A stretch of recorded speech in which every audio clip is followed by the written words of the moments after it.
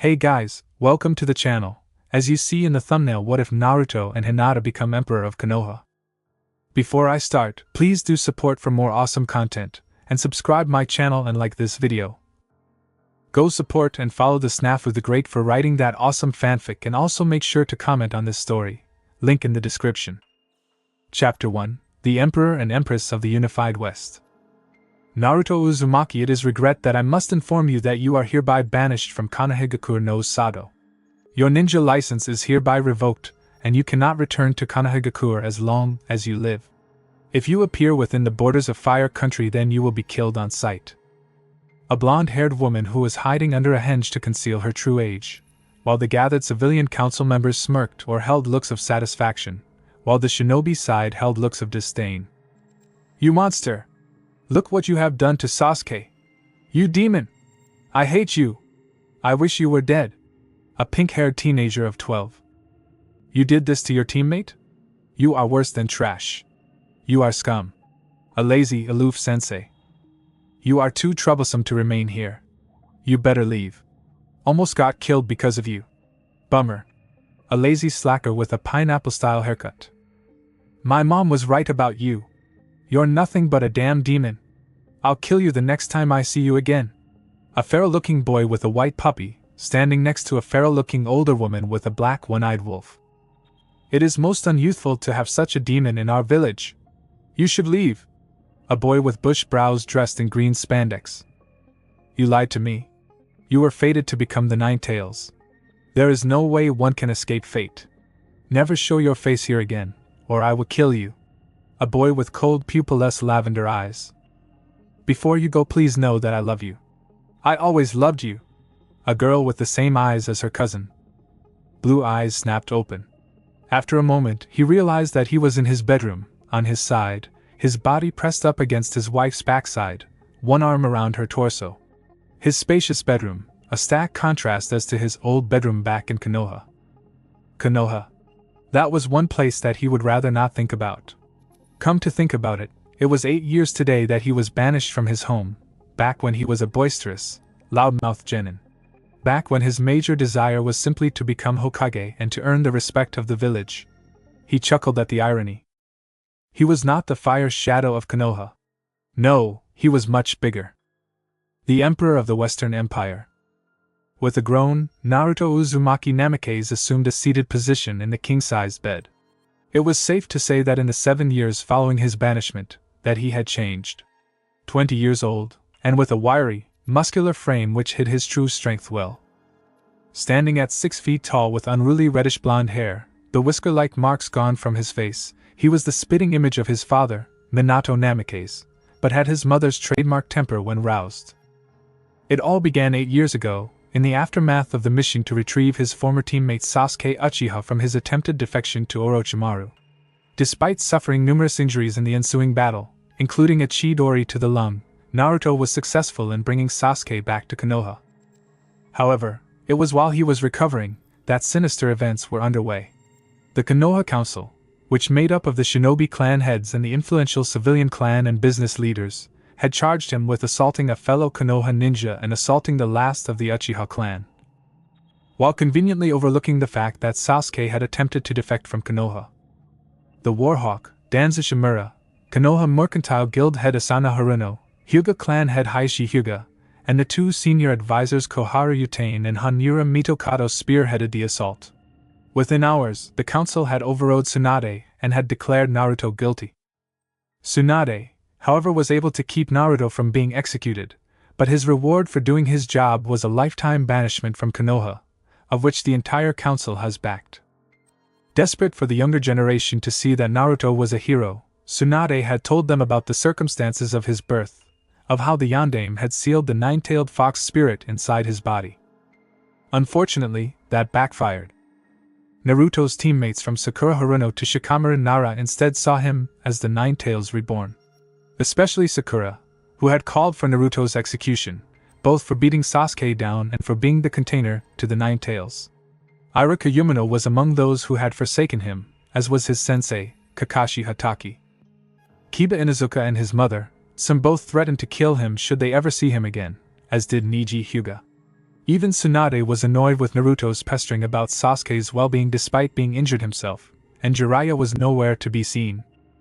The only people who supported him were the Konohamaru Core Konohamaru Sarutobi, grandson to the late Hiruzen Sarutobi, Moegi, and Udon the ramen shop owner Tuchi and his daughter Aang, and Hinata Hyuga, who finally mustered the courage to tell him her feelings before being escorted by Mato Guy and Asuma Sarutobi to the city gates.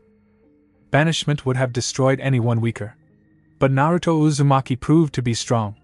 While staying overnight inside a temple as a guest of the warrior monk Chiriku, it had taken his banishment to see that Konoha would never accept him, not matter what he had done. He had helped in defending Konoha from the joint Sand Sound invasion, which was spearheaded by Orochimaru, and even brought back the Slug Sage so she could take over the post of Hokage. In the end, the dream of being Hokage was just as that, a dream. In an ironic twist, Naruto realized that Konoha was holding him back from reaching his true potential, as what Sasuke had said to him before their battle at the Valley of the End. Everyone saw Naruto as a dead last with no clan. But that was merely a mask. Naruto simply hid under the guise of a knucklehead ninja in order to keep the villagers at bay, and for good reason. Had he dropped his mask and showed that he could outdo even Sasuke Uchiha, the villagers would scream that it was the fox instead of accepting the fact that it was just hard work, and out comes the torches and pitchforks. Suspecting that the Warhawk would send his root forces after him, Naruto decided to head east towards Lightning Country while sending a clone towards Wind Country after leaving Chiriku. At the fact that the Akatsuki had caught wind of his banishment, Itachi Uchiha and his partner Kisame Hashigaki were hot on his tail. Thankfully, the Rudambu proved to be excellent fodder as Naruto gave both parties the slip as they fought each other. It was while trying to catch his breath in Kumo that he ran into his first ally. Yujuto ni Jinchuriki of the Nibi, the two-tailed monster cat. Pursued by Akatsuki members Haiden and Kazuku in Kumo's sewers, Yujuto would have surely lost had it not been for Naruto and several shadow clones littered with exploding tags which had separated both her and the Akatsuki pursuing her. As it turned out, Yujuto had been sold out by the Kumogakure Council without knowledge by either the Reikage and his brother in an attempt to keep the self-proclaimed zombie brothers from destroying Kumo. Disillusioned and betrayed, Yujuto decided to join up with Naruto. Several days later, after arriving in Wave Country, Naruto received another surprise while staying overnight with Tazuma and his family. The Forbidden Scroll of Sealing, as well as his heritage. To say that Naruto was shocked was an understatement. It also reinforced his hatred towards Konoha, since they had banished the only son of Minato Namikaze, the village hero and former Whirlpool ruler and seal master Kushina Uzumaki Namikaze. Nicknamed the Crimson Fury and the hot-blooded habanero for both her red hair and her trademark temper. His family was also loaded, as the accounts in Tea Country had proven. The Uzumaki clan was also related to the famed Senju clan, of which Tsunade was a part of. It was shortly thereafter that Naruto had adopted the family name of his father, thus becoming Naruto Uzumaki Namikaze. Since things were a bit hot for both Jinchuriki, Naruto and Yujuto both boarded a boat from Tea Country and headed for the west. As long as anyone could remember, the northern and southern halves of the west from the imposing Laja Mountains to the north to Tears Point to the south were locked in a constant state of war. Power-hungry warlords and daimyos sought to control the lands by any means. Whenever two sides clashed, the fields ran red with blood. The weaker daimyos were either overrun or killed outright. Even worse, whenever a warlord was killed, another would take their place in the ensuing power vacuum. Naruto and Yujuto were both in Kimen when he got into a fight with several of the local warlord's men. The five brutes were attempting to rape a helpless woman one night, as she had been caught outside of the mandatory curfew ordered by the warlord. The warlord, one Rokenbungi Oda, was the strongest of the warlords, as he had the most territory. Simply put, given the way he had ruthlessly oppressed the people in his territory, he made Gato look like a saint. Knowing full well that Oda would soon come for him, since he had killed his men, Naruto took the fight to him. Naruto, along with Yujuto and a number of shadow clones, invaded Oda's castle. Complacent in his superiority, Oda had underestimated the former Konoha genin and had paid for it with his life. With Oda dead by his hand, Naruto had gained in ambition. The people were suffering, civilian, ninja and samurai alike. With Oda's death, Naruto had also gained his land, which consisted of the soon-to-be imperial capital and all of the Kinkri region. After consulting Yujuto and the Kyuubi about it, Naruto decided on a course of action: unify the lands and bring peace to the people. He had spent the first 3 months consolidating his power base in Cumin, which would soon become the capital of the Western Empire. Samurai and ninja flocked to his side in droves as Naruto lured them in with both his fighting prowess and his charismatic personality, promising them peace for the first time since the era of the Six Paths Sage. With that, the unification war had begun. The more ruthless daimyos and warlords who opposed Naruto's peace efforts challenged the underdog of a warlord and were slaughtered to the last man. However, those who believed that Naruto could bring peace to the West came to his side, swearing loyalty to the young warlord. Soon, his army grew, consisting of samurai and shinobi alike.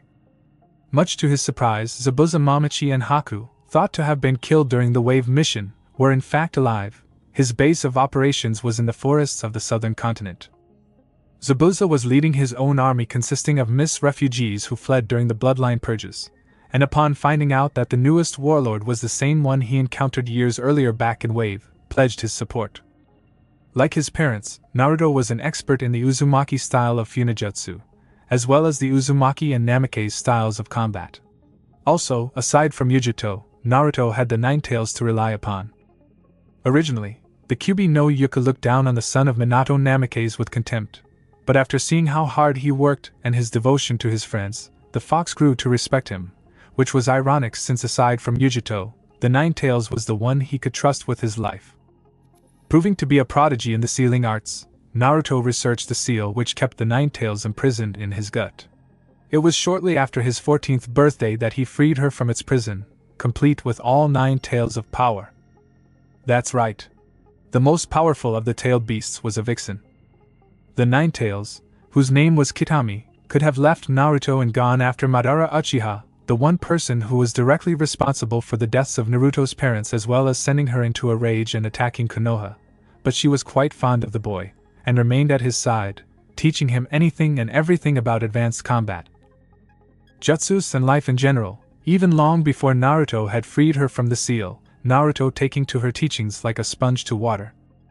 Aside from being trained by the Kyuubi, Naruto also learned swordsmanship from Zabuza. He also became interested in samurai swordplay and soon learned from them as well from a master samurai by the name of Sunshire, training with him as well as learning all and everything political, while he wasn't out on campaign. Naruto's major support base, however, would come from the people themselves. Naruto was finally seen for something other than being a Jinchuriki, and that was a hero.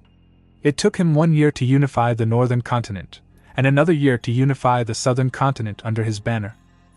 The final battle took place on the southern continent, if one would call it that. The opposing daimyos had surrendered once their armies had deserted in the face of the young warlord. With the Treaty of Ichiyama, the unification war was officially over. Peace had finally been brought to the lands at last.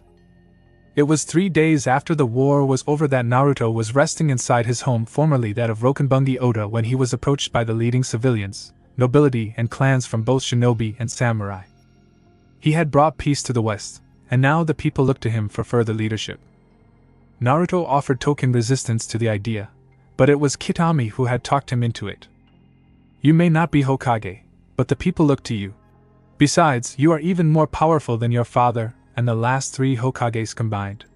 Why be a Kage when you can become an emperor? With that, Naruto had ascended from being a warlord to the emperor. Thus, the unified West, or the Western Empire, was born. Kitami was his chief prime minister, while Zabuza and Yujito retained their commands of their own elite units. Sunshire also served as part of his council. That was 4 years ago. Naruto kicked off the crimson covers and swung his feet over the edge of the bed before rising to his feet, wearing only a pair of pajamas, pants, and a sleeveless shirt. He stretched, which was followed by several morning calisthenics to work out the kinks in his muscles.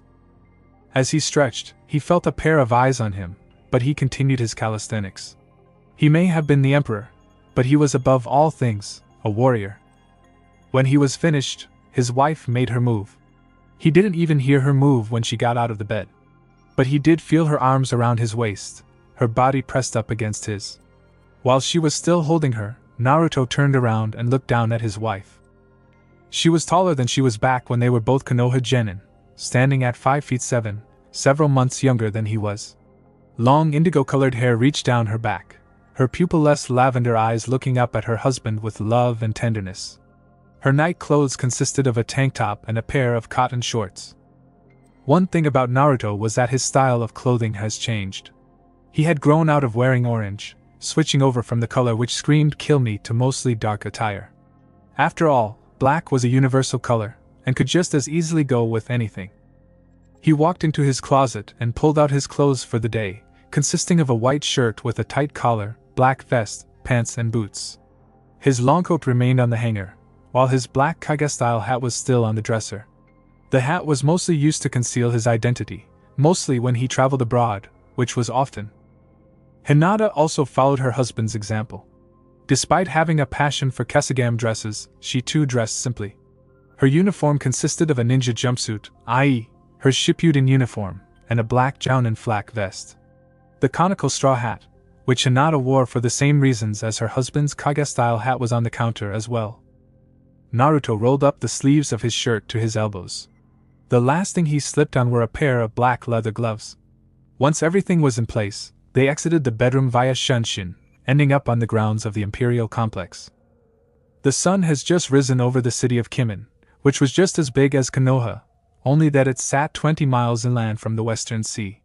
The Kimen River, which snaked its way halfway through the northern continent, came to an end at its namesake city. The imperial capital also served as a hub for trade, as did South Ichiyama in the southern region. Their residence, the imperial complex, was the nerve center of the empire, think the Imperial Palace in Japan. Located at the heart of Kimen City, which served as the imperial capital, the 2-mile complex sat on top of a small hill and was heavily fortified, as it once belonged to Rokenbungi Oda.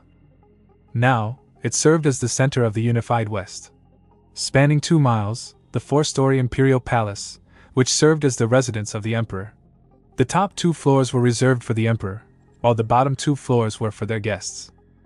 Aside from the Imperial Palace was the Hall of Sovereigns, of which the Emperor, the Empress and their 12-member Imperial Council, 6 from the Empire's high-ranking samurai and shinobi clans and 6 civilians and nobility who were the elected representatives of the people, met 3 times a week to conduct and manage the government. The House of Sovereigns also contained his throne room, where the royal couple would usually receive their guests, seated on their thrones, as well as their joint office. Unlike the Konoha Council, in which the Hokage was more of a figurehead by the time Tsunade had assumed the mantle, Naruto held absolute power alongside Hinata. However, Naruto and Hinata were no tyrants, showing that they had learned their lessons well.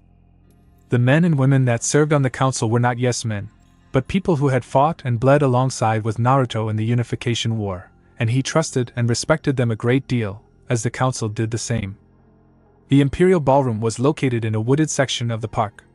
At the moment, the servants busied themselves in preparing for the Unification Gala, which was to be held by the end of the week, in which the Emperor and Empress would host what is the biggest event of the year. And at that time, the entire empire would be celebrating the peace and prosperity that their young emperor has brought them after years of non-stop war. Adjacent to the Imperial Palace was their private training hall, where he and Hinata would spar and meditate. Last was the set of barracks used by a regiment of ninja and samurai, also hidden in the wooded area of the complex, the ninja and samurai assigned to watch over the grounds of the complex.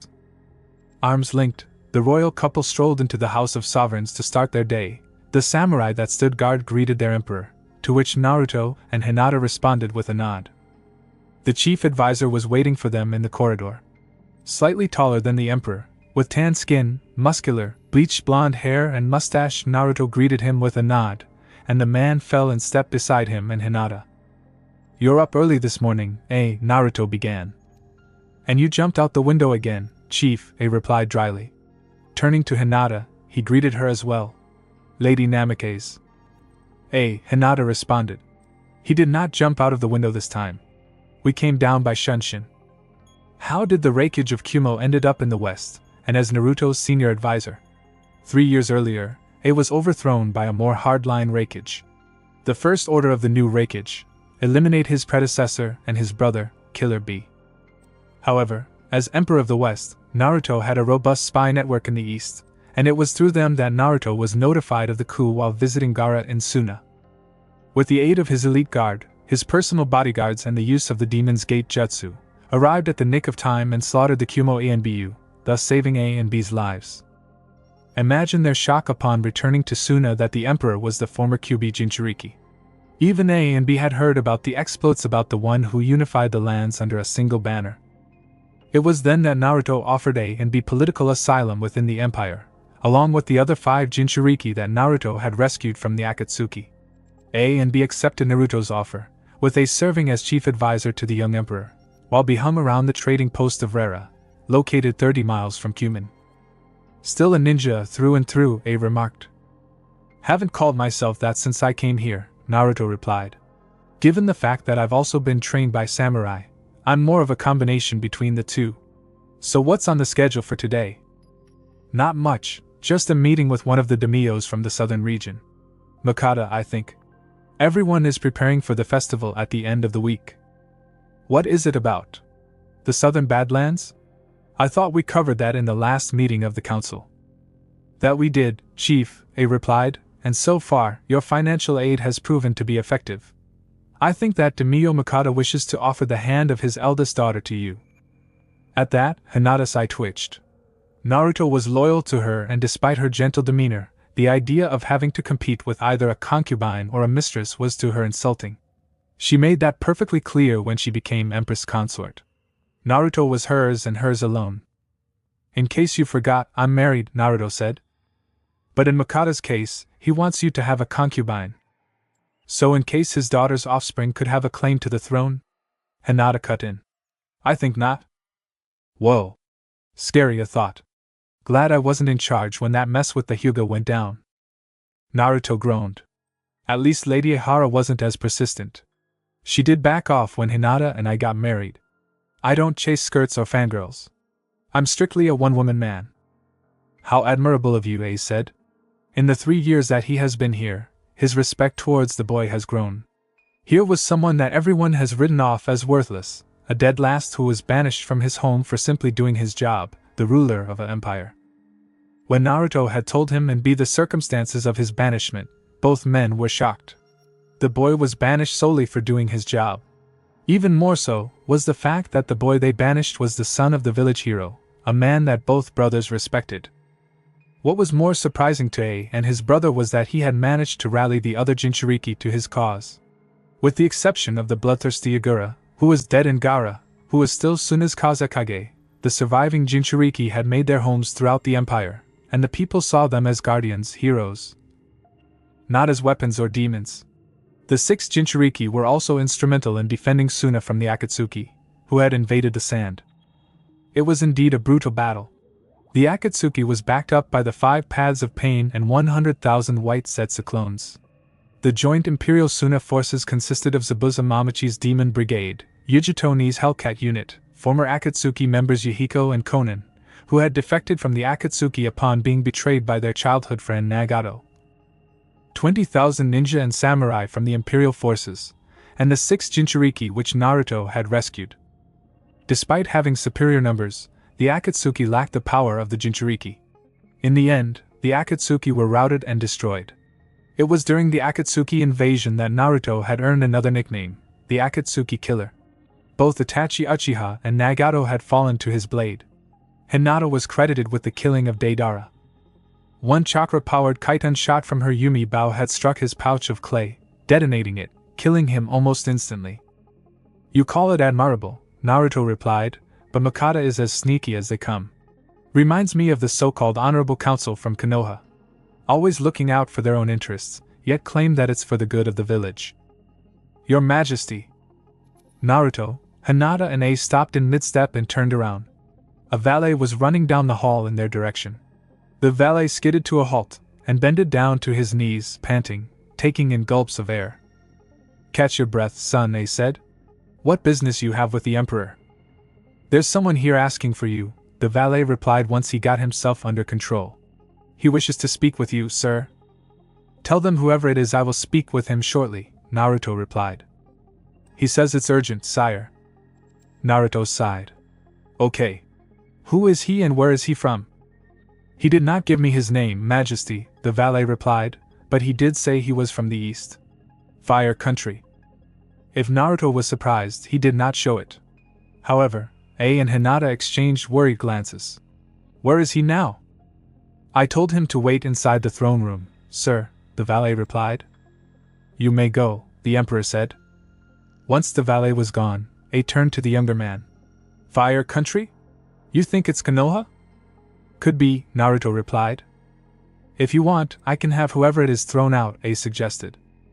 No, this was going to happen sooner or later, Naruto replied. You think that after sending out most of the Konoha 11, the Warhawk, and the clan heads after me that they would finally get the hint and leave me alone. Deal with Makata, and tell him that 1. I had an emergency to deal with, and 2. My answer to his impending proposal is no. A nodded and walked down the corridor. Naruto, in the meantime, headed for the throne room, located inside the hall. Hinata followed him. On the outside, he was the perfect picture of calm. Inside, he was angry. Konoha. Today marked the 8th anniversary of his banishment from the Leaf, and someone had the nerve to waltz into his home. Depending on who it was, he may have them imprisoned. If it was that meddling Warhawk and his 2 buddies on the council, execution looked mighty attractive. The throne room was guarded by 2 armored samurai, each armed with a naginata, as well as a sword strapped to the side. The men saluted their emperor, who responded with a nod, as one of them opened the door to the throne room. Hinata remained behind. Doubling as a reception hall, the throne room was simply designed, as per to Naruto's orders. The emperor was not a worldly man, as his life in Konoha had proved that. The throne room was simple, yet regal, and it showed off his power. The throne room was half the size of the Konoha council chambers, breathtakingly beautiful and very restrained. Think the throne room from The Last Samurai. A red carpet led from the door to the throne itself, which was raised on a small platform. The twin thrones themselves was of an intricate design, made from the finest cedar from the southern continent combined with red velvet from the northern continent. It looked like any other chairs from the empire, but it was anything but. It was a throne fit for the emperor and his consort. And Naruto saw him, seated on the steps leading to the thrones.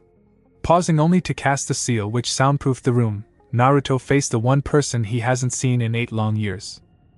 A man standing at his height, with spiky white hair, with a horned forehead protector with the kanji oil carved into it, and dressed in a short green kimono and pants combination, the mesh shirt visible underneath. Over the green kimono was a red sage robe, open. His face had red markings under his eyes and a giant scroll was slung over his back. Naruto's eyes narrowed. You, he hissed. Been a while, kid, Jiraiya said. Not long enough, Jiraiya, Naruto replied, his tone flat. I gotta admit, kid, Jiraiya began, this is one hell of a setup you got here. What the hell are you doing here? Naruto demanded. Jiraiya gulped. He recognized that look in Naruto's eyes. He had seen it in Tsunade's face and recognized it all too well. The I wanna beat down the perverted sage look. Given the choice of dealing with his estranged godson and Orochimaru, the snake was looking to be more attractive than the former ninja-turned-emperor, who was one step away from showing him his spine. 8 years and his hatred towards anything Konoha-related had not waned. He had hoped that in that time, that Naruto had cooled down. He was wrong. To make matters worse, Jiraiya had realized that he had chosen to visit on the anniversary of Naruto's banishment from the Leaf. Crap, Jiraiya thought. This is not good. Chapter 2, Decisions. I'm waiting for an answer. What the hell are you doing here, Jiraiya? Naruto demanded, arms folded. Jiraiya winced. He had expected Naruto to call him pervy sage. Then again, in Naruto's eyes he was one of many who did not stand up for him when the banishment order came down, as he was absent at the time. Look, kid, I just came here to explain why I did what I did. As Jiraiya would soon find out, that was the wrong thing to say, as he was cut off by a yellow flash of light, and a gloved hand from his pissed-off godson clamped down on his throat. Naruto had mastered the Hiraishin. Unfortunately, Jiraiya was on the receiving end. Explain? Naruto bellowed. Explain why I should not snap your neck, old man. At least give me one good reason why I should not send you back to Konoha in pieces. As he tried to yank Naruto's hand from his throat, Jiraiya watched as Naruto's eye color shifted from a vibrant cerulean to the color of pure gold. Normally when Naruto went fox on his opponents, the eyes would go red with slitted pupils. Here, the pupils remained normal. But there was still the matter of surviving the wrath of his estranged godson, who was at the moment trying to strangle him to death. It took the perverted sage a moment to realize that Naruto has lifted him clean off the floor. Explain to me why you would rather work on that smut you call novels instead of showing up in my life? The Emperor snarled. Why you abandoned me like the rest of that damned village? Why you didn't tell me who my parents were? Or why you have the nerve to waltz into my country and my home uninvited? I'm sorry, Jiraiya managed to croak out. Please don't kill me. Jiraiya's eyes were starting to roll into the back of his head, his skin starting to turn purple. Seeing that having a dead body on his hands would be bad even for the Emperor, Naruto released him.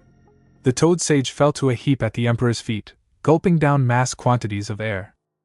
Despite his near-death experience at the hands of his estranged godson, Jiraiya felt he deserved it, for abandoning his godson in the aftermath of the Sasuke retrieval mission.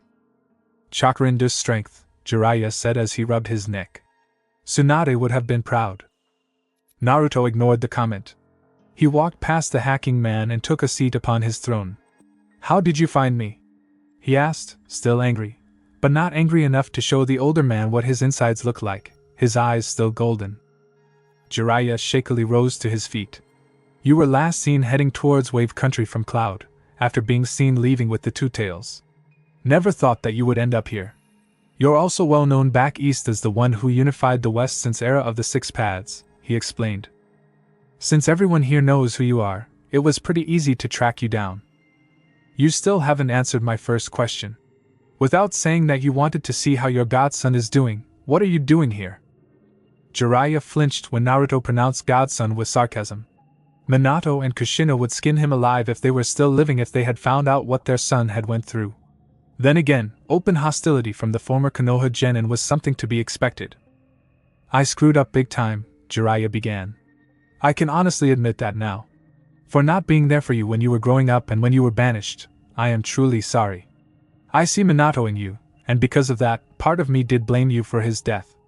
That was the main reason behind why I stood aside when the orders came down to retrieve the Uchiha. When I heard that you were banished, I decided to do the right thing for once. The Forbidden Scroll and your heritage, that was my doing. Ironically, the Forbidden Scroll once belonged to your father. Naruto's eyes widened in realization. It was Jiraiya who had tracked him down outside Wave while staying overnight with Tazuma and his family, and had delivered both the scroll and his heritage. Flashback. Wave Country, 7 years earlier. Tracking down Naruto was easy enough. He was friends with the bridge builder, who was more than willing to offer the banished ninja a place to stay for the night, before leaving the following morning. Sneaking in was easy enough, an open window inside Inari's bedroom, where the bridge builder's grandson and his godson were both fast asleep. Jiraiya simply stood there, watching Naruto sleep.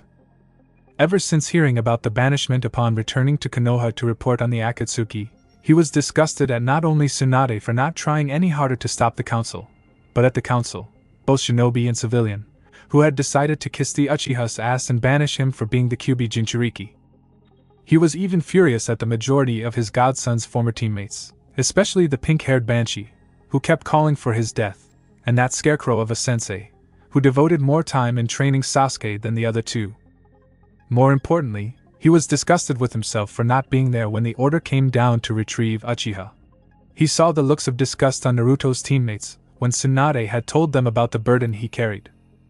It was after he had retrieved both Naruto's legacy and the Forbidden Scroll that he vowed that not only that as long as Naruto was banished, then he nor his spy network would not serve the Leaf.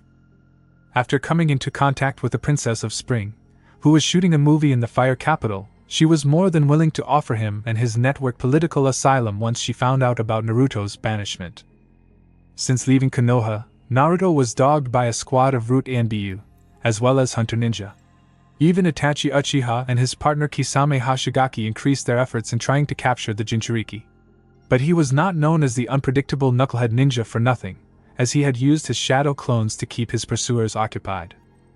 It was only through sheer dumb luck that Jiraiya had came across Naruto's location. For a moment, Jiraiya stood silent. Then he reached behind his back and retrieved the Forbidden Scroll of Sealing, as well as a smaller scroll, containing not only Naruto's birth certificate, but also the bank accounts of the Namake's family fortune, located in T Country, and placed it at the foot of Naruto's bed. The blonde ninja remained sleeping. His task done, Jiraiya left the same way he came. "You got a lot of nerve showing you face here, Toad Sage." Jiraiya stopped in mid-step and turned around, finding himself face to face with Yujito ni. Kunais in her hands, the former Kumo Kunoichi/Ichibi Jinchuriki was ready to attack. "I'm not here to fight," Jiraiya said as Yujito advanced on him. The old hermit then recognized her. She was not dressed like a kunoichi, but there was her chakra signature. "You're Yujito ni of Kumo." Jinchuriki to the Nibi, the two-tailed monster cat. "I'm no longer with the cloud," Yujito replied, stopping in mid-step.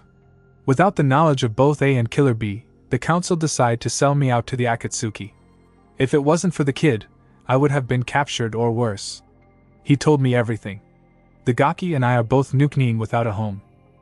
And because I owe him my life, I and the Two Tails will protect him from all threats." "At least I know that he's safe," Jiraiya said. "I just dropped by to deliver his legacy and inheritance." "You mean he doesn't know that he is the son of the Yellow Flash of Konoha?" Off Jiraiya's surprised expression, Yujito continued. "It's pretty damn obvious since he looks like his old man. Namikaze's a legend, given how he wiped out most of Iwa's ninja forces with the Hirishin. Don't worry. I'll let him find out on his own. In the morning, we'll be gone." "Probably for the best," Jiraiya said. "The kid probably hates me for not backing him up. For his sake, tell him that you didn't see me." End flashback. Seeing as how he held the young emperor's attention, Jiraiya continued with his explanation. "I knew you would hate me, so I did not come and see you when you were banished. That and Minato and Kushina would kill me for not being there for you, so I did the next best thing. Following your banishment, Konoha tried to send Hunter Ninja and ANBU after you, as well as placing you in the bingo book as a S-class missing nin, but fortunately, your old man had friends in high places." Naruto could only guess. "My father knew the Fire Daimyo?" Jiraiya nodded. "Your father rescued the Daimyo's daughters during the last Shinobi War when they were kidnapped by IWA Ninja. When I told him everything that has happened to you, the Fire Daimyo decided to intervene on your behalf. I was there in disguise as one of the Daimyo's guards when he went to Konoha to personally end the attempts on your life. Believe me when I say that the council was pissed." Flashback. Kanahigakure knows Sato 7 years earlier. The Uchiha will not face criminal charges, as he was under the influence of the curse seal, Kohara Yutane was saying to the council. Tsunade Senju was not pleased. "That does not mean that he will be punished for his attempted defection," the Godame intoned. "He will be placed under house arrest until I see fit that he will return to active duty, and will remain a genin for the next 3 years. Furthermore, Cell 7 is immediately dissolved. Captain Hitaki has shown that he is not capable of leading a team of genin due to his blatant favoritism and will be placed back inside the ANBU. Haruno will be reassigned to another cell." The civilian side of the council had no problem in agreeing with Tsunade's request. They were in a good mood, as they had finally gotten rid of the Kyubi Jinchuriki, circumventing around Tsunade's authority in order to do so. Even more better was the fact that the majority of the Konoha 11 saw him as the Fox Reborn, meaning that it would be easy to get them to kill the container the next time they see him. Hamura Mitokado then spoke next. "Our next order of business is the Kyubi Jinchuriki himself. I propose that he will be placed in the bingo book as a S-ranked missing ninja with orders to kill on sight." Turning to Tsunade, he cut her off, noting the furious expression on her face, his tone slightly smug. "The boy is a danger. Who know what he will do? He is unpredictable, and now that he has been banished, he could take his revenge on Konoha." Turning to the council, he said, "All those in favor of placing Naruto Uzumaki in the bingo book as a S-ranked missing ninja?" Before a vote could be taken, the chamber's doors opened and the Daimyo's personal guard stepped inside, ready to execute their lord's will. Hayashi Hyuga was on his feet. "This is a private meeting," he barked. "You dare interrupt this honorable council?" "I dare, Hyuga," the Fire Daimyo intoned as he stepped inside, causing the Hyuga clan head to do a very uncharacteristic eep at his arrival. The old man's face showed genuine discontent of the council who had orchestrated the banishment of Minato's son, and the Hokage, who was helpless to stop them. The council and Tsunade bowed in respect of the ruler of Fire Country. "Lord Daimyo, to what we owe the honor of your visit today?" Hamura asked. The daimyo looked around before he began to speak. I have received word from a very creditable source that this so-called honorable council are attempting to place a boy in the bingo book for the sole reason of being the Jinchuriki to the Nine Tails, he deadpanned. At that sentence, the council chamber went silent. Their scheme was finally exposed. The daimyo caught the looks on the council's faces. So it is true. Hayashi was the first to quickly reply to the daimyo's accusation. My lord, while that alone is a valid reason, it is not the main reason, he stated. The daimyo turned to Hayashi. Do you think I am stupid, Hyuga? He asked in an ice-cold tone. Please tell me. Wisely, Hayashi kept his mouth shut, since he wanted to keep his head. Coming from you, Hyuga, I am most surprised to see that you of all people defending the Uchiha, given the bad blood between your clan and the Uchiha. I'm willing to bet you were very happy when most of them were slaughtered. I have seen the mission parameters for the Uchiha retrieval mission, and you banished the boy solely for doing his job. If anything, the Uchiha should be banished, if not executed outright, for his attempted defection from the Leaf, as well as nearly causing the deaths of his teammates, as well as the visiting envoy from Suna who was also sent along for the mission. One of the civilians rose up in protest. Tsunade recognized her as Asana Haruno, Sakura's mother, and the leader of the Konoha Mercantile Guild. My lord, he is the last of the Uchiha clan. He is needed here. Advisor Yuditane verified it herself. The Uchiha was under the influence of the cursed seal. No. You value only the Uchiha's Sharingan to the point that this pathetic council will banish an innocent boy for something that was not in his control, the daimyo shot back, causing the council member to sit back down in fright. And concerning Yuditane's claim, it's a bunch of crap. Yuditane is not a seal master. That is just an excuse. The Uchiha left the village of his own accord, and you were more than willing to sacrifice your own ninja to bring him back. But back to the matter at hand. You banished the Uzumaki boy on trumped-up charges for using excessive force, yet he was more injured than the Uchiha. And now, you wish to place him in the bingo book solely because he is the jailer of the Nine Tails. He began to count off on his fingers. 1. You had overrode the authority of your Hokage to have him banished, ergo you cannot label him as a missing ninja. 2. I see no reason to have him placed in the book, nor send Hunter Ninja after him, since he is not a criminal. The third reason is strictly political. Off their confused looks, the daimyo decided to explain. My counterpart in Wind Country spoke highly of the Uzumaki boy, as he had helped the Suna Jinchuriki, and also saw that he was wrong in cutting their military aid.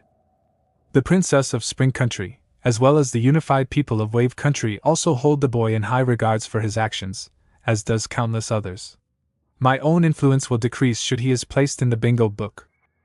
The council knew what was coming. Danzu rose from his seat. My lord, please, the Kyubi Jinchuriki is a threat to the Leaf. He must be dealt with while we have the chance. The daimyo cut him off with a glare. If I remember correctly, Shimura, you do not dictate what I should do. I am the Lord of Fire Country. Not you. Are we clear? Yes, sir, Danzu grated as he slid back into his seat. Even the Warhawk knew better than to go against the Fire Lord. The Fire daimyo then made his judgment. While I cannot reverse the banishment orders, I can issue the following edict. Naruto Uzumaki will not be placed in the bingo book, nor will you continue to send Hunter Ninja after him. This is my final word on this matter. If I find out that he is placed inside or you continue to send your ANBU after him, not only will I have the entire Konoha Council civilian and shinobi executed for high treason against Fire Country, but Sasuke Uchiha will be executed as well. Any protests the council was planning on making instantly died in their mouths. They knew that the Fire daimyo was serious. Dead serious. Seeing as the council was willed into submission, the daimyo nodded. Glad you decided to see things my way. As of this moment, the matter regarding Uzumaki is closed. End flashback. Jiraiya had finished his tale to Naruto, who stood there in silence. After a moment, Naruto nodded in respect towards the older man. I'm still angry over your actions, Jiraiya, but I will still give you credit where it's due. Thank you for giving me my heritage and protecting me against that damned council.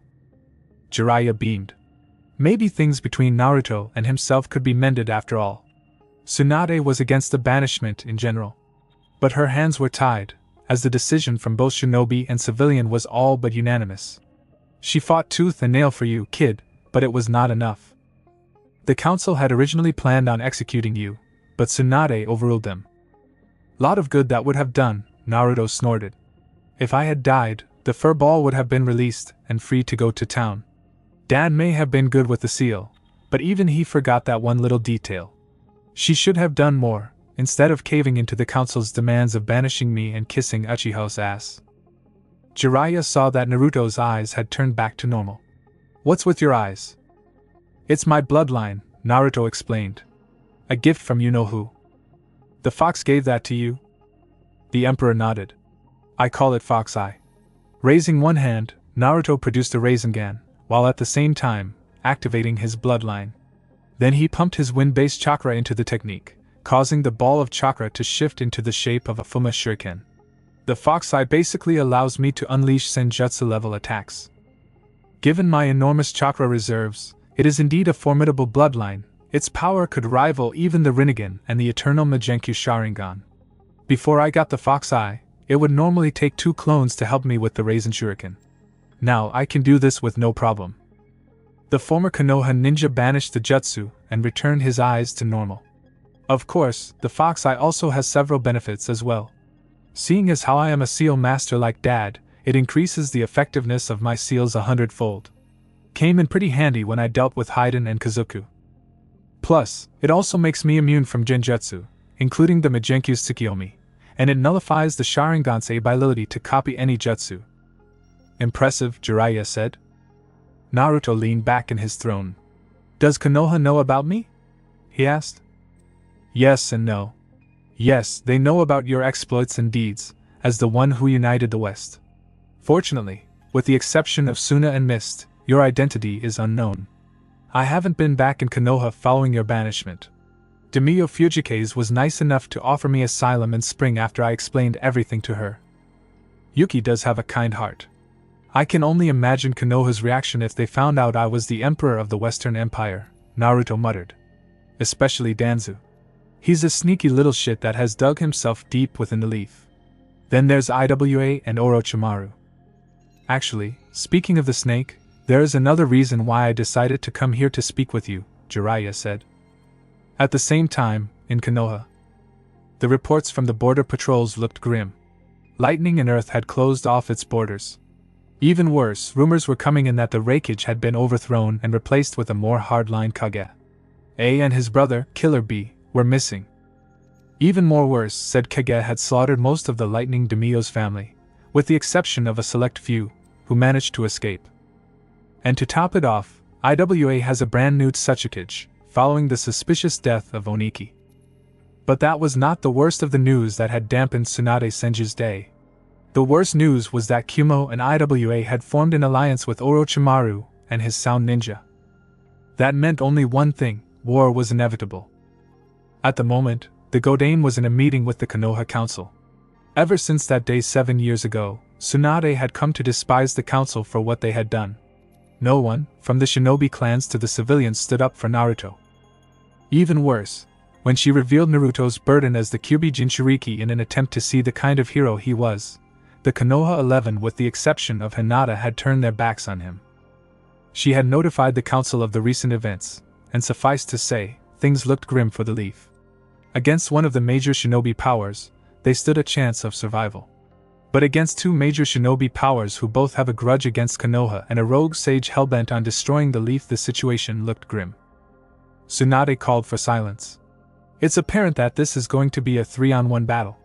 If by some miracle we manage to survive, then it will take years for Konoha to rebuild its forces. What we need is another force involved. To everyone's surprise, Danza Shimura nodded in agreement. Although I hate to admit it, Lady Hokage is right, the Warhawks/Root Commander seconded. The Leaf needs another ally if we plan on surviving this war. I for one do not wish to see Konoha lost to the ages. Inoichi Yamanaka spoke next. The idea of an alliance sounds feasible, but who in the elemental nations would join us? Suna would be our number 1 choice, but they revoked the alliance when we banished the Uzumaki boy, and refused to have nothing to do with us. Following that, Spring, Snow, Iron, Tea, and Wave revoked their alliance and trade agreements with the Leaf, as well as with Fire Country. It is true that we no longer have to worry about the Ninetales, but it is apparent that by banishing the boy, it did more harm to the leaf than good. The council members begrudgingly had to agree. Following Naruto's banishment, Suna had sent an envoy demanding an explanation as to why Naruto was banished. The time was extremely bad on Konoha's part, as there was a citywide party celebrating Naruto's banishment in full swing. When the reason was given, i.e., Naruto's excessive force during the Sasuke retrieval mission, along with being the Kyuubi's jailer, Suna had literally tore the alliance to shreds. Aside from that, Konohamaru Sarutobi Asuma's nephew and Hiruzen's grandson had abandoned Konoha, along with Moegi and Udan, and left for Suna with the envoy, the trio knowing full well of Naruto's burden as the Ninetales, since Naruto himself had told them. That incident still haunts Asuma to this very day. By siding with the council solely on fear, he had effectively lost the remaining member of his family. His marriage to Kurenai and the birth of his daughter Hitomi helped somewhat, but he felt like he had failed his father. The next time Asuma would see him, Konohamaru would be participating in the Chunin exams in Suna. Following Suna terminating their alliance, the various trade agreements and alliances had fallen through. Wave had broken off trade agreements, as did Tea, Iron, and Spring, as well as numerous others. Even Jiraiya was on Naruto's side, as they had lost the use of his spy network. The search parties that Tsunade, and Danzy using his route, had sent out found nothing of the missing Toad Sage. Not to mention the Fire Demio, who had forbidden the council to place the former Jinchuriki into the bingo book, on threat of execution of both the entire council and that of Sasuke Uchiha. All attempts to rebuild Konoha's reputation had all been futile. When asked why the neighboring villages and countries had terminated their alliances and agreements, everyone's response was the same. They favored a ninja who was more than willing to betray his village for power, and banished a ninja who was a hero. In layman's terms, Naruto wasn't to blame, but Sasuke Uchiha for his attempted defection from the Leaf. And having a village known for its chronic backstabbing part of any kind of alliance or agreement would be bad for business. In those 8 years, it was clear that the Leaf was now a mere shadow of its former glory. Wherever the Leaf went, they would receive a rather cold reception. In some cases, they were not welcome into some of the villages, as it had been evident when Suna hosted the Chunin exams. Inoichi is correct, some Inuzuka concurred. But the main problem is, how can we forge an alliance when most of the villages despise us? That damned Kyuubi brat cost us every single alliance we had when we threw him out. Lucky for her, she didn't notice Tsunade's hand ball up into a fist. However, the Inuzuka matriarch felt a cold chill run down her spine as she felt murderous intent being directed at her. The feral clan had decided that it was best for her to shut up. What about the unified West? Everyone turned to the source of the voice. Seated on the shinobi side of the council was the last active member of the now-defunct Cell 7, Sasuke Uchiha. Following Naruto's banishment, and Tsunade's revealing Naruto's secret, Sasuke was the diametric opposite of the rest of the ninja. Unlike his own childhood, Sasuke had grown to respect, albeit a bit grudgingly, the burden that Naruto had carried, not to mention the level of restraint that Naruto had. Even he saw that he was not the Ninetales reborn, and with that kind of power, he could easily destroy Konoha should he wish. He also blamed himself for being seduced by the promise of power from Orochimaru, which led to the events that ended with Naruto's banishment. Despite not being trusted for his attempted defection to Orochimaru, Sasuke had worked hard for his rank of Chunin, and later, Jounin, and had gained a seat on the council, and as one of the chief advisors to Tsunade. To the shinobi side of the council, despite their obvious mistrust of the last Uchiha, the idea did show merit. They had heard about a young boy who had emerged in the West and had launched a war of unification, uniting the lands in less than 2 years and having been proclaimed the Emperor of the West. Suna is pretty friendly with the Empire, Sasuke continued. Aside from that, it's apparent that Suna has a military alliance with the Western Empire. Given that it had came to the Sans aid during the Akatsuki invasion, it is clear that the Empire has some pretty powerful warriors within their ranks, both shinobi and samurai. The Emperor himself is said to be a powerful warrior, trained in both the shinobi arts and the way of the samurai. From our past encounters with him, it's safe to say that he is highly skilled and incredibly strong, stronger than even the legendary sages themselves. Indeed, Danza thought. That boy has proven to be stronger than my elite root. Were he a Konoha ninja, I would have made him into my right-hand man. He shows even more promise than the Uchiha. And his elite guard, if they are strong enough to decimate my root, then such a power could be extremely useful for Konoha. As to the rumors of the Emperor himself being a skilled and powerful warrior, several of the shinobi clan heads, higher-ranking jounin and special jounin can attest to that fact, albeit painfully. It had all started 2 years ago, when Akatsuki members Haiden and Kazuku slaughtered the warrior monk Shiriku and his fellow monks inside their temple. The Emperor himself, who was on an inspection tour of the Pekora merchant houses with the Shinzens and traveling incognito, personally intervened. Tracking down Haiden and Kazuku near an underground bounty station, the Emperor brought Haiden's Jashin ritual and curse jutsu to a halt, thus saving Asuma's life. As Kazuku and Asuma watched in complete shock, the Emperor nullified Haiden's immortality with a special set of seals, right before severing his head from his body, killing the foul-mouthed priest/ninja. Then he turned his attention to Kazuku, destroying each of his hearts before severing his own head as well. To add insult to injury, he collected the bounties on both men. Moments later, the Ino-Shikacho trio arrived. Assuming the worst, they attacked the man in black only to be sledgehammered back. Their injuries were not fatal, but they would be out of action for a couple of days. Asuma, however, would be incapacitated for several months. But after Asuma had explained everything, it was clear that he owed the mystery man his life, and that he knew his old comrade in arms, which means that he was out simply to avenge Shiriku. Tsunade was not convinced, and with the council's backing, issued the following order: bring the man in black to Konoha for questioning. Following the Ino-Shikacho's defeat, several more Konoha ninja would face the Emperor and fail. Danzo was the first to jump on those orders. He dispatched 20 of his Root Anbu led by Sai to the Fire Sound border, where the man in black had paid for the burial of Chiriku and his fellow monks.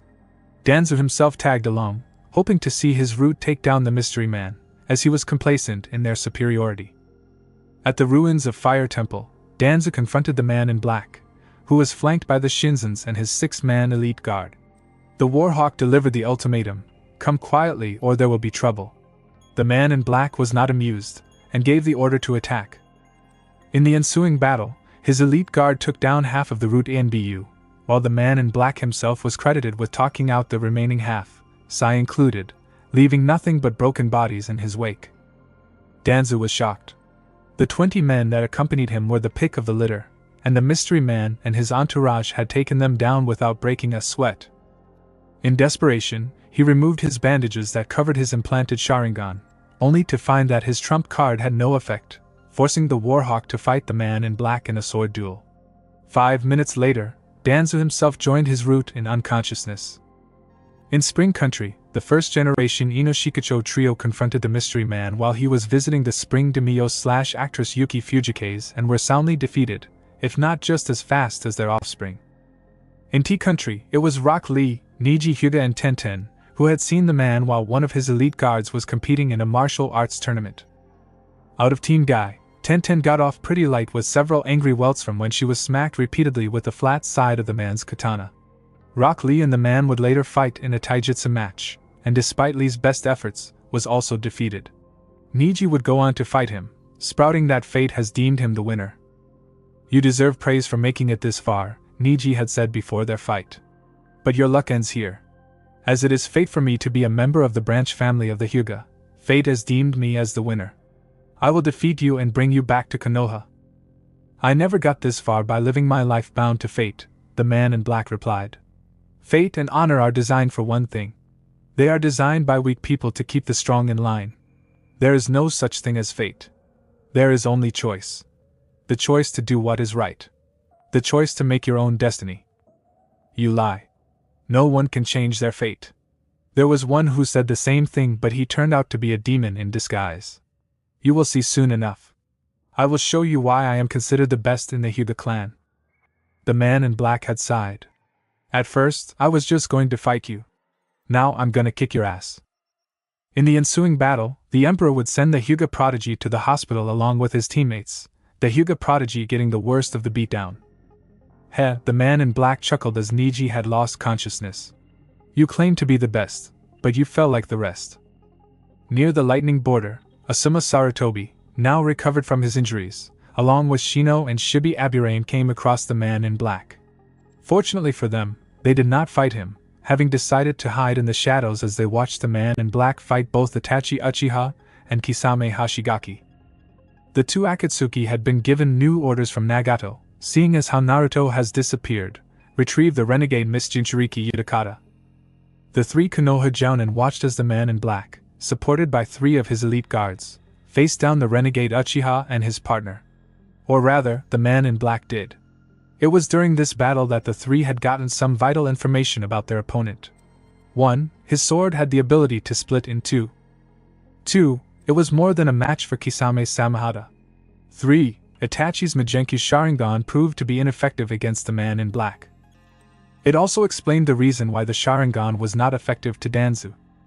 "Nice try, Uchiha," the man in black had said. "Your Mangenkyo is no match for my bloodline, if I can be so modest. Not only it increases the power of my jutsu and seals to rival the power of the legendary sages, it also makes me immune from all forms of genjutsu, including your dreaded Tsukiyomi. This can end in two ways. And in both of them, the Rokubi Jinchuriki comes with me." "You make it sound like we have no choice," was Itachi's reply. "You don't," the man in black replied as if he was asking the time. "It's my way, or screw it, it's my way." Itachi and Kisame then attacked. But since Samehada had to absorb chakra to be effective, it ended up draining Kisame's chakra, allowing him to be dispatched quickly. Then he fought Itachi. Asuma and the two Aburames saw that the man was merely toying with the fallen Uchiha, Itachi having been forced to fight since his trump card was ineffective. Then the man ended the battle by catching Itachi with chakra-absorbing chains.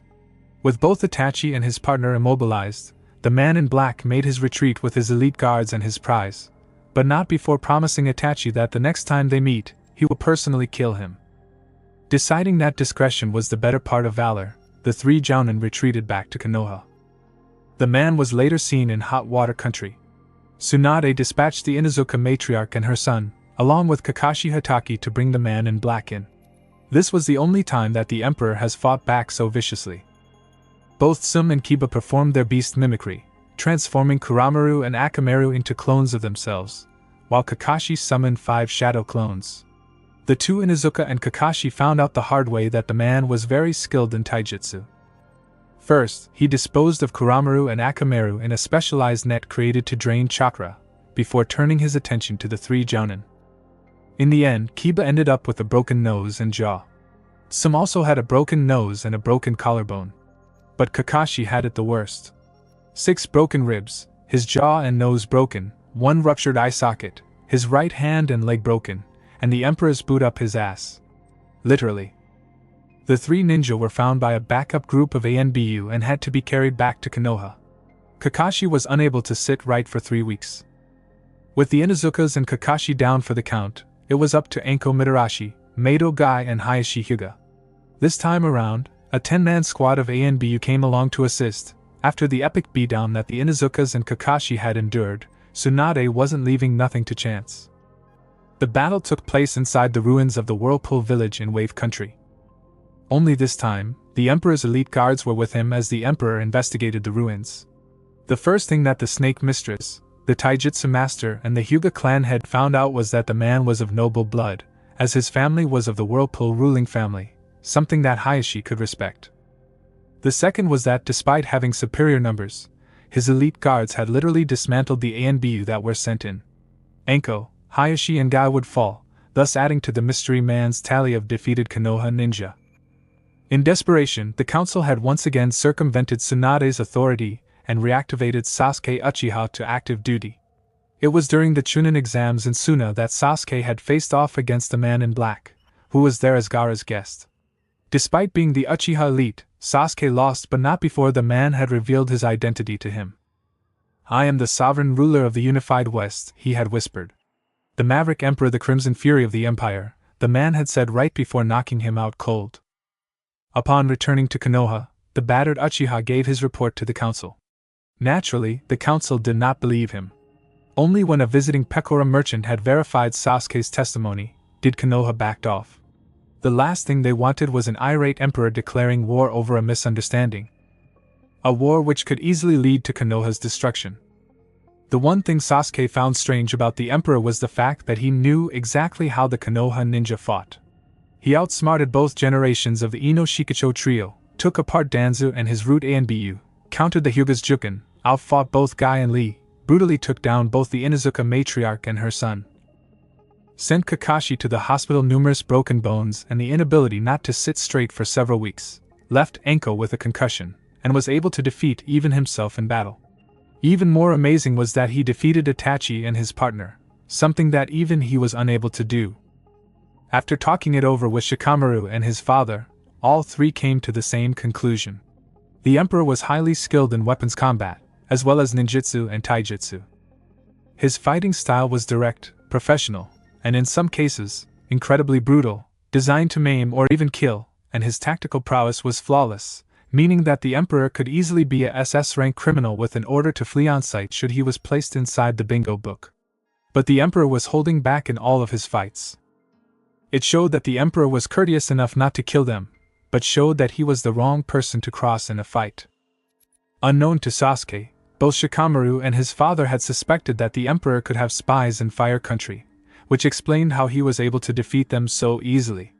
Or maybe the Emperor himself was connected to Konoha in some way. Shikaku had ordered his son to keep silent on the matter, until they got some more proof concerning the man in black. Unfortunately, the Akatsuki did not get the memo. When the Akatsuki had invaded Suna 2 years earlier, the Western Empire came to Suna's aid. The battle lasted for only 3 hours, but in the end, the Akatsuki was routed and destroyed to the last man. The Jinchuriki that the Emperor had retrieved had played a major part in the battle, not to mention that 2 of the founding members of the Akatsuki had fought on the Emperor's side. Since the Akatsuki desired the power of the tailed beasts, the Emperor simply gave it to them in spades. Sasuke was among the 10 Konoha ninja along with Tsunade, Asuma, Kakashi and Ino that went to Suna to offer aid in an attempt to get back on their good side, only to find that the battle was over. Despite the fact that over half of Suna was left in ruins, all Akatsuki members from Nagato, who had been corrupted, to Madara Uchiha himself were killed. However, before throwing the Konoha ninja out, Sasuke was allowed to see the body of his brother, Itachi Uchiha. Sasuke was of mixed emotions when he saw the body of Itachi next to that of Madara. The murderer of the Uchiha clan was finally slain, but he was upset that he did not do the deed. Now, he truly was the last of the Uchiha. One memory stood out in particular. He saw the Emperor, who was clad entirely in black, complete with a solid black Kage's hat to conceal his face, walking alongside a shorter woman, her face concealed by a conical straw hat, and Gaara in his battle uniform. When Tsunade asked who the mystery man was, their escort, who just so happened to be a battered and bruised Konoha Maru Sarutobi, now Maru Sarutobi and Asuna Chunin, simply said that he was the Western Emperor, the woman was his wife, and an ally to Suna. "I don't like it," Hayashi Hyuga said. "Why the Empire? We know close to nothing about their military, let alone their resources or economy. What if the Emperor refuses? Or forces Konoha to serve him?" Everyone inside the council chambers knew that Hayashi Hyuga was a proud man. Too proud. His distrust of the Emperor ran deep. The battle down at the Whirlpool Ruins had all but knocked him off his glorified pedestal, leaving him even more colder and more bitter. He thought that just because he was the clan leader, that he could easily do what his nephew, a member of the branch family, couldn't. The flaw of your own power is arrogance, the Emperor had told him right before punching the word Jr. Kinto his forehead. This was after when he explained to Enko the reason why Hinata was not out here was that she was still a weakling in his eyes. The only time Hayashi could leave the compound afterward was when he had his forehead covered. It took 3 weeks for the bruise to finally fade. Enko, despite her own injuries, always rubbed it in the face of the stoic Hyuga, that he was better off behind the desk instead of out in the field. But the biggest slap to the face up to date was during the Chunin exams in Suna. His daughter, Hanabi Hyuga, called the darling of the Hyuga clan, faced off against Maru Sarutobi. In a climatic battle not seen in many years, it was the Sandame's grandson who had defeated his daughter. It didn't help that Sarutobi had used her arrogance against her, or that he was able to steal his grandfather's summoning contract before he had left for Suna. It was later revealed that Sarutobi and his 2 friends were personally trained by the Emperor himself, at the Kazaki's request. Hayashi was incensed at this loss of face. Second was the fact that Hinata had defected from Konoha following the conclusion of the Chunin exams. Upon returning to Konoha, he had received Hinata's Hittite and a message from the courier ninja. Hinata has defected from both Konoha and the Leaf. Hanabi capitalized on this by convincing the Hyuga elders to place a bounty on her head.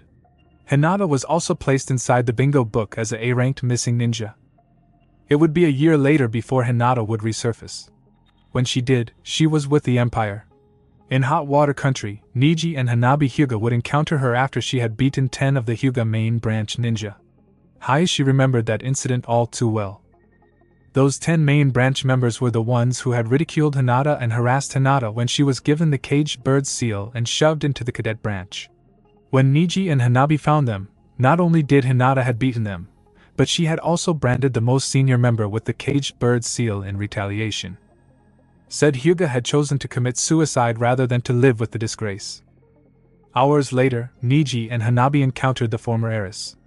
Assuming that against Hinata, Niji and Hanabi had an easy win. But Hinata knew the Juken style better than anyone. In fact, in her absence, Hayashi would later find out that she had purged it of all its flaws and weaknesses, and proceeded to beat down Hanabi, while unleashing the 128 palms on Niji as a measure of payback from the Chunin exams. She then had Hanabi deliver a challenge to her ex-father. Hayashi accepted. The battle had taken place in Wave Country. Hayashi was certain as Hyuga clan head that he would win. He was wrong. His encounter with his missing daughter had left him even more bitter and crippled. He had severely underestimated Hinata, and paid for it. The one person who he thought was worthless had all but decimated him. First, by using the 128 palms on him, then by shattering his leg. He would never be an active ninja again. The fact that it was Hinata that had did it had angered him to no end. The end result was an increase on the bounty on Hinata's head. However, the Emperor retaliated by placing a bounty not on Hayashi's head, but on Hanabi. And it was 3 times as much as the bounty on Hinata's head. Fearing that even the Konoha ninja would take his remaining heir, Hayashi decided to back down, and the bounties on Hinata and Hanabi were lifted. "Your discord is duly noted, Hyuga," Tsunade remarked. "Still, Advisor Uchiha does have a point. Should we get the Emperor on our side, then this war could end before it can start. What else do we know about him, aside from the fact that he took out most of our seasoned jounin and clan heads?" "I was at the Pecora merchant house at the capital," Asuma began, "and from what I've heard about the Emperor is that he treats his visitors with great care and respect. Despite being only around 19, he is a brilliant politician and handles all foreign affairs personally. Given the fact that they have merchant houses all over, their economy is excellent. He also has a reputation for honor and fairness. So much so that Waterfall and Smoke, both traditional enemies, appealed to him to settle a dispute." "Can't hurt to try," Tsunade said. "I will summon Captains Hitaki and Sarutobi, and have them lead an envoy from here to the west. Any other business?" Silence. "This meeting is adjourned." "No. Naruto, please." "I said no," Naruto snapped. "Have you any idea what you're asking me to do, Jiraiya? You're asking me to defend a place that saw me as the Ninetales, instead of the hero my father wanted me to be.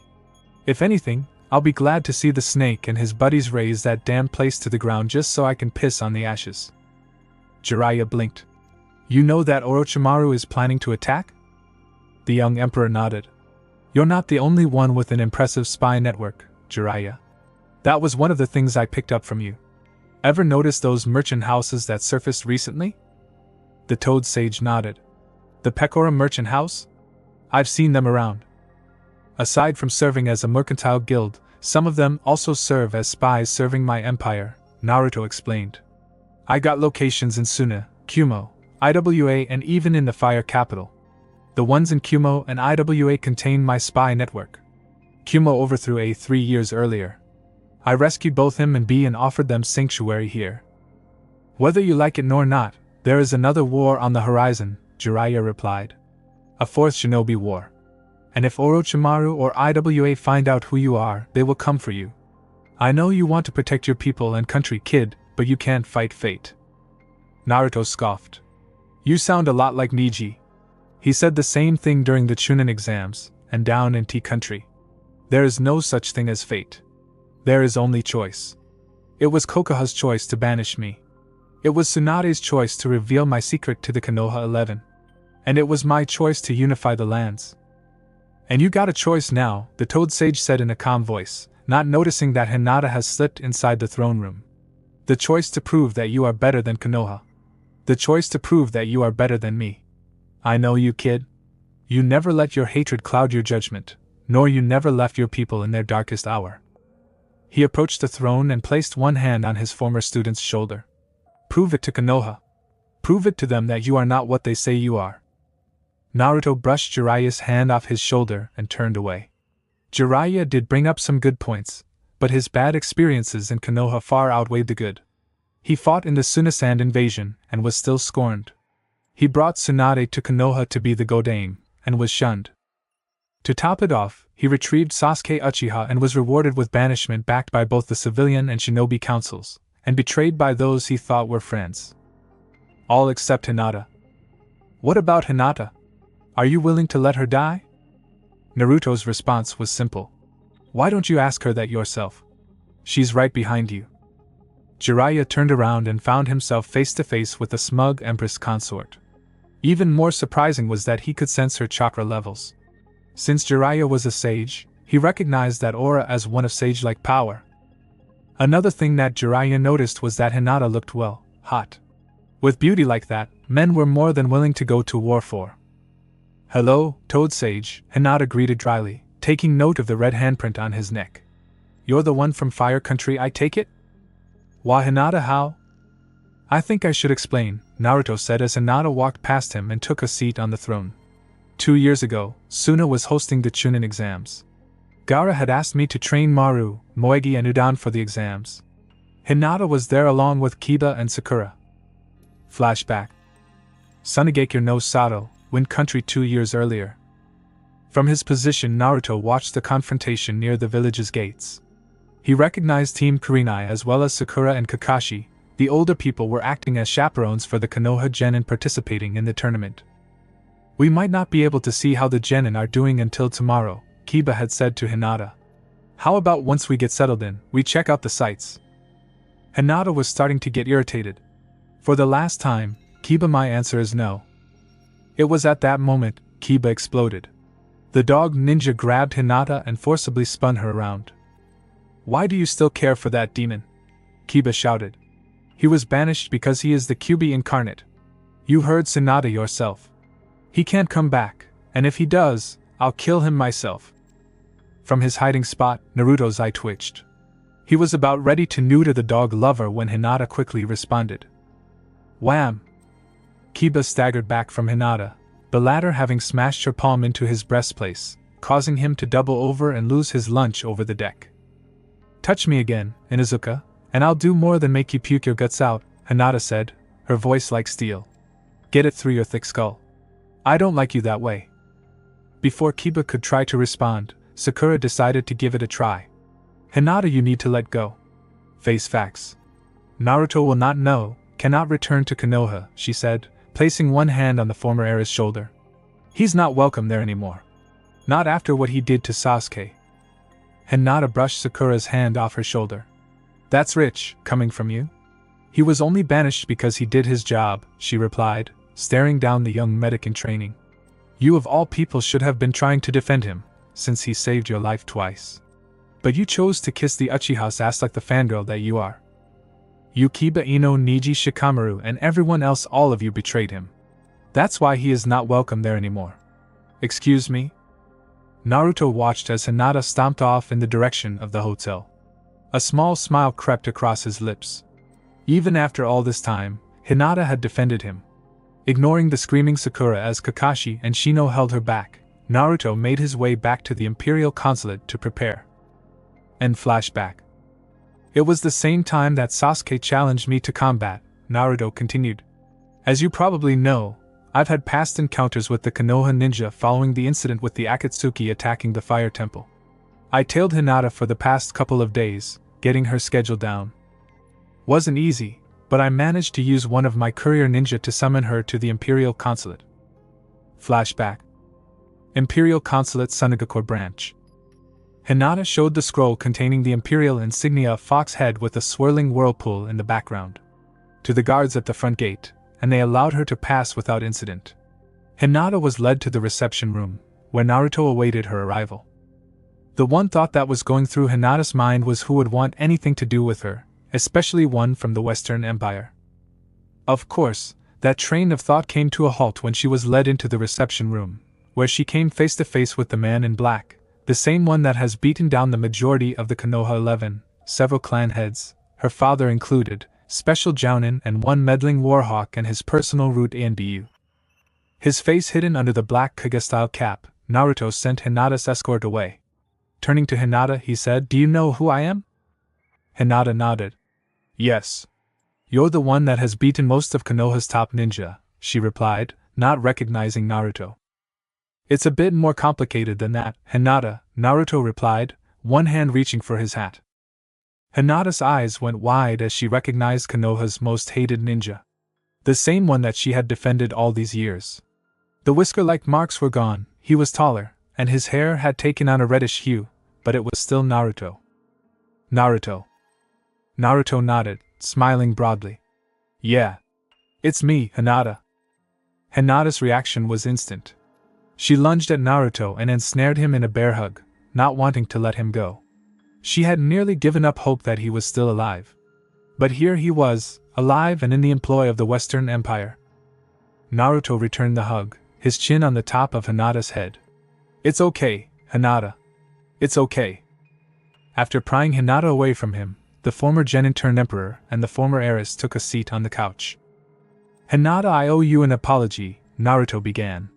"Had I known that you felt the way you did about me back in Konoha, I would have spent more time with you rather than chasing after Sakura."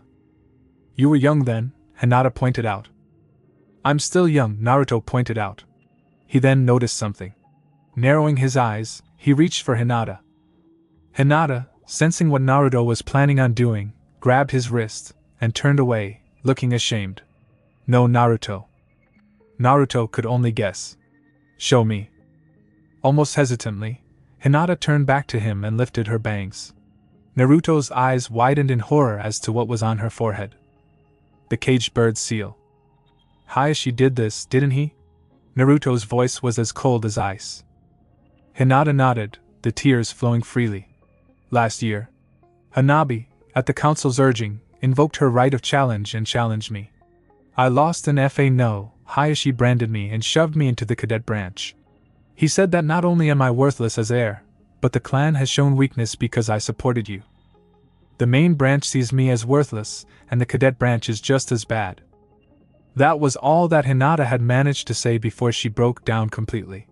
Naruto allowed her to cry into his shoulder. He held her until she finally calmed down. Meanwhile, Naruto was thinking all the ways that he could torture and maim the Hyuga clan. There was one way that he could stick it to Hayashi and the rest of those stuck-up snobs in the main branch. Hinata found herself being gently pulled to her feet. Once Naruto had smoothed her hair back, exposing the seal, he brought his hands together, as if he was praying. "Naruto? Just stand still and trust me, okay?" Hinata nodded and closed her eyes. Naruto focused in on the seal on Hinata's forehead. Then he went through hand seals. Slowly at first, but then they began to pick up speed. Naruto then pressed his index and middle finger at the center of the seal. "Release," he said. Hinata felt a slight heat on her forehead, a stark contrast as to the bone-wrenching pain she had to endure when she was branded the first place. Then, the sensation was gone. "You can open your eyes now," Naruto said as he retrieved one of Hinata's kunai from her pouch and raised it to her face. There, Hinata could see that there was no seal on her forehead. It was no henge either. The caged bird seal, thought by the main branch clan to be irremovable, was removed. "What, how?" Hinata asked, astonished. "I'm a seal master," Naruto explained, smiling broadly. "So something like the caged bird seal is easy for me to remove." His tone was modest, rather than being a boast. He was rewarded with another glomp from Hinata. "Thank you, just thank you." After a moment, Naruto gently pulled away from Hinata. "You know you can't go back to Konoha, or to your clan," he said, his tone serious. "If Hayashi sees that you no longer have the seal, he will either rebrand you or worse." Hinata nodded. "I know," she replied softly. Before Naruto could ask her to come with him, she beat him to the punch. "Naruto, take me with you. I got nothing back home. Please take me with you." "You want to go back west with me?" Yes. From the look of things, you seem to be pretty connected there. Do you know the Emperor? Will he grant me asylum? It was then that Hinata received the third shock of her life. Of course I know the Emperor, Naruto replied. The Emperor is me, Haim. Hinata looked at Naruto as if he had grown a second head. The Emperor is you? She managed to squeak out right before doing the one thing she hadn't done since Naruto's banishment. She fainted. And flashback. After that, I allowed Hinata to remain inside the consulate, Naruto concluded. From what I've heard, the Konoha ninja combed the entire village looking for her, overlooking the fact that she was inside the consulate. After I defeated Sasuke, Hinata and I left for home after I punched Hayashi out again. Huh, Jiraiya grunted. He then noticed the wedding band on Naruto's ring finger, and the diamond ring on Hinata's own. So married, huh? 2 years, Hinata replied, looking at Naruto, smiling. So Naruto's the Emperor, so that makes you Jiraiya began. Her Imperial Highness, Empress Consort Hinata Namikaze, a voice from behind Jiraiya said. Jiraiya turned around. Standing behind him, having just entered the throne room, was a woman. Standing at Naruto's height with curves and a bosom that could only be matched by Tsunade herself. Long red hair was tied into a single bun, with 2 braids poking out from said bun, the braids ending at the small of her back.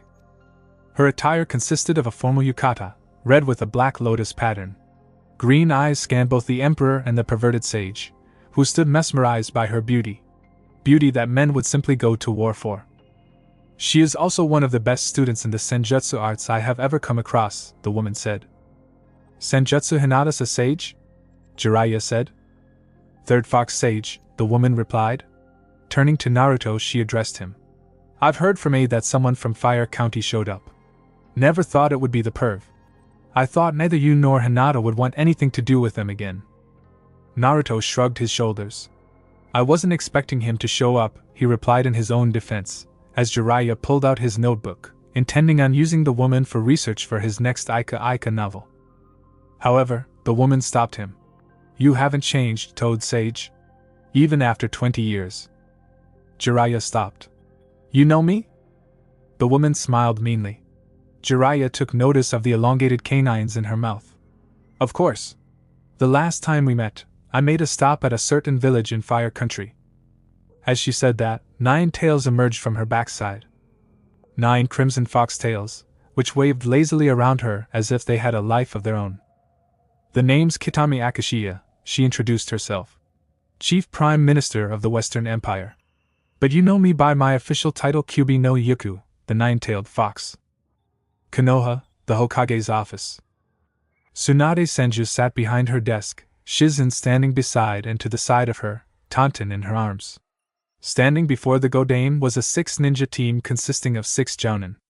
A team she hoped was the salvation of the leaf. 4 of them were part of the original Konoha 11, but she had chosen each of them for a different reason. First up was the team leader, ANBU member and former sensei of the now-defunct Cell 7, Kakashi Hatake. Wielder of the Sharingan, a memento from his late teammate Obito Uchiha, he was a master of over 1,000 jutsu, and the former sensei of the banished Naruto Uzumaki. Kurina Yohi Sachirobe was the former captain of Cell 8. The wife of Asuma Sarutobi, she was Konoha's chief genjutsu master, capable of confusing the enemy with her illusions. The double team of Kiba Inuzuka and his giant dog Akamaru were also a valued asset to the team, and his rank of jounin proved that. He was also the first to turn against Naruto when it became known that he was the Kyubi Jinchuriki, having taken the side of his mother and sister. For recon, Shino Aburame was Tsunade's next choice. His chakra-eating bugs would prove quite useful for the mission ahead. Next up was Tsunade's apprentice, Ino Yamanaka. 1/3 of the Ino Shikacho trio, she had proven to be one of the best medic ninjas ever produced by the Leaf. Originally, both Ino and Sakura Haruno were apprenticed to Tsunade, but when it became clear that Ino was proving to be the better student, Sakura was furious. It was after this that Sakura's ninja career began to suffer, despite the fact that Tsunade had given them equal time together. Then, following her defeat at the hands of Hinata Namikaze, Sakura became a liability. Sakura's pride would eventually be her downfall, as she had assaulted a Chunin, thinking that she was Ino. In response to the assault, Tsunade had terminated Sakura's apprenticeship under her and revoked her ninja registration. Not even Sakura's mother, whose influence was strong on the civilian side, could sway the vote in her favor, since the incident happened in full view of the fire daimyo.